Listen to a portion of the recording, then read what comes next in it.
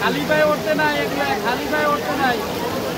খালি পায়ে উঠলে খালি পায়ে উঠলে পাড়া দিয়ে বুঝতে পারবে না। আমি ঠিক আছে, আমি পায়ে ভালো আসছি। আসো আসো, সমস্যা কি? যতদূর পারো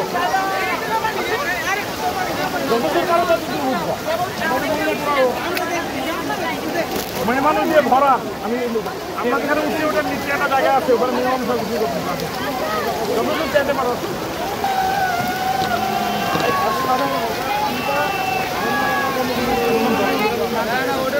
মনে হচ্ছে